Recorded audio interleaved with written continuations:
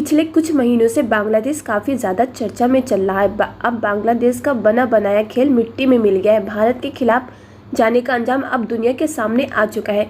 बांग्लादेश की नई अंतरिम सरकार के प्रधानमंत्री मोहम्मद यूनुस की मुसीबतें कम होने का नाम ही नहीं ले रही हैं। उनकी मुसीबतें फिर से एक बार बढ़ गई हैं। उनकी इस बार की मुसीबत कोई छोटी मोटी नहीं बल्कि अभी तक की सबसे बड़ी मुसीबत उन पर टूट पड़ी। इस मुसीबत को झेलना इनके लिए इतना ज़्यादा आसानी। एक खबर निकल कर आ रही कि जो बांग्लादेश की पॉलिटिकल क्राइसिस है उसके बाद अब इकोनॉमिकल और इंडस्ट्रियल क्राइसिस भी शुरू हो चुकी है। बांग्लादेश की सबसे बड़ी इंडस्ट्री जिसे टेक्सटाइल इंडस्ट्री के नाम से जाना जाता है, इस इंडस्ट्री में जो गारमेंट वर्कर होते हैं उनकी तरफ से एक बहुत बड़ा प्रोटेस्ट शुरू कर दिया गया है। इस प्रोटेस्ट में कई लोग घायल भी हो गए हैं और कुछ लोगों की मौत भी हो चुकी है। ऐसा इसलिए हो रहा है कि एक रिपोर्ट निकलकर सामने आई है जिसमें बताया जा रहा है कि बांग्लादेश की लगभग 700 से 1000 तक की फैक्ट्री बंद हो चुकी हैं, जिसके कारण अब हालात हद से ज़्यादा खराब होने के कारण सभी वर्कर अब सरकार के खिलाफ रोड पर आ चुके हैं।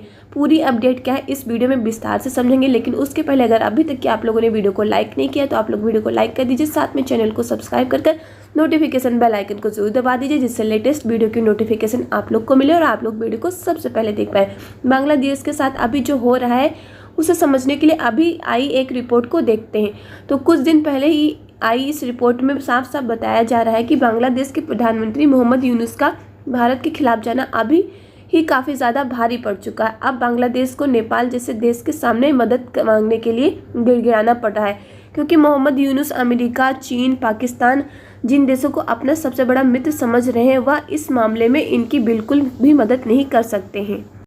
बांग्लादेश को नेपाल के सामने इस समय गिड़गिड़ाना पड़ रहा है, क्योंकि अगर आप लोगों को मालूम हो तो कुछ समय पहले आप लोगों को वीडियो के माध्यम से यह बताया गया था कि बांग्लादेश में जो बिजली की सप्लाई की जाती है उसे झारखंड में मौजूद अडानी के पावर प्लांट से भेजा जाता है, लेकिन इस समय अडानी पावर पर बांग्लादेश का 800 मिलियन का बकाया हो चुका है और बांग्लादेश की नई सरकार के द्वारा इसका भुगतान नहीं किया जा रहा है, जिसके कारण अभी कुछ दिन पहले अडानी पावर ने बांग्लादेश को सीधे धमकी भी दी थी कि या तो हमारे बकाया पैसे दीजिए, नहीं तो हम तुरंत बिजली की सप्लाई बंद कर देंगे।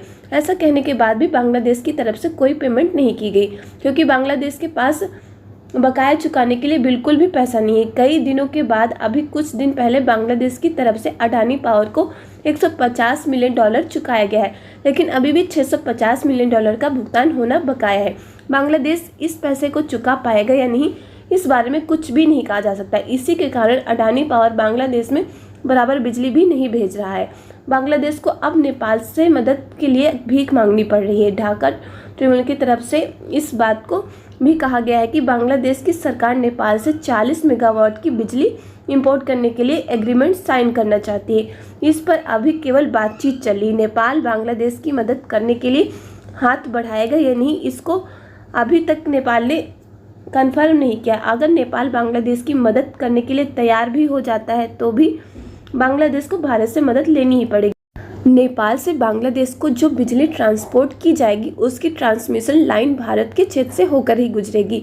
इसका सारा कंट्रोल भारत के हाथों में ही होगा। अगर भारत मना कर देता है तो इनका यह प्लान फेल हो जाएगा। बांग्लादेश के नए प्रधानमंत्री को यह लगता था कि अगर भारत के खिलाफ जाएंगे तो चीन और पाकिस्तान उनकी मदद करेंगे और भारत को उनके आगे झुकना पड़ेगा, जो कि अब उन्हीं पर भारी पड़ गया है। बांग्लादेश के प्रधानमंत्री मोहम्मद यूनुस को यह पता नहीं है कि अपने पड़ोसी देशों के साथ किस तरह से रिश्ते बनाकर रखना चाहिए।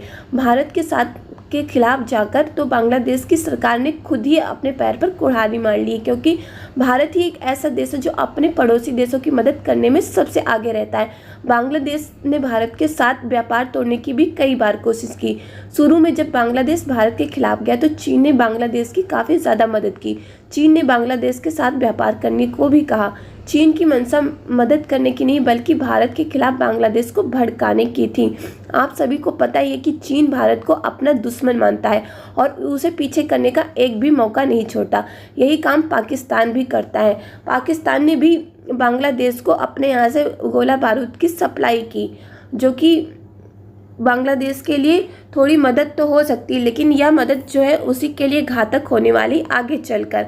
और चीन तो आप लोग को पता ही किस तरह से बांग्लादेश को फंसाने के चक्कर में रहता है, क्योंकि वह चाहता है कि बांग्लादेश अगर चीन के कंट्रोल में आ जाता है तो इससे भारत जो है थोड़ा कमज़ोर पड़ेगा।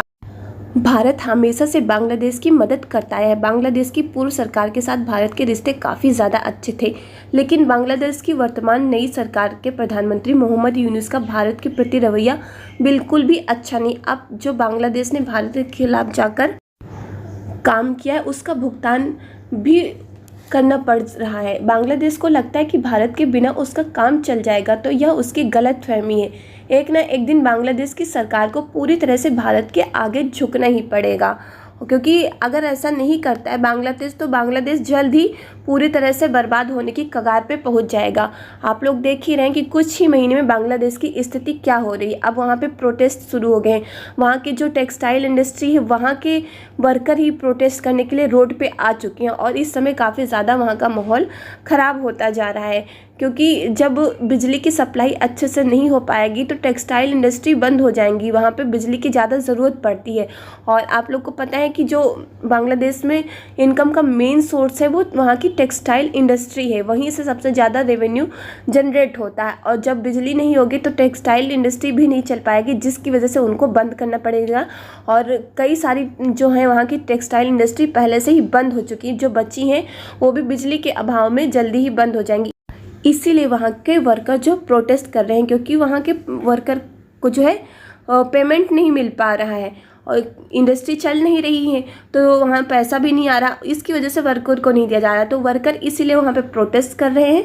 अब आगे परिस्थितियाँ काफ़ी ज़्यादा जटिल होने वाली हैं बांग्लादेश के लिए, लेकिन बांग्लादेश को अभी कुछ भी समझ नहीं आ रहा, उसको उसकी आंखें खुल ही नहीं रही हैं। वह बस भारत के खिलाफ जाने के लिए ही एक से एक मौके ढूंढता जा रहा है और हर जहाँ भी होता है भारत के खिलाफ बोल पड़ता है।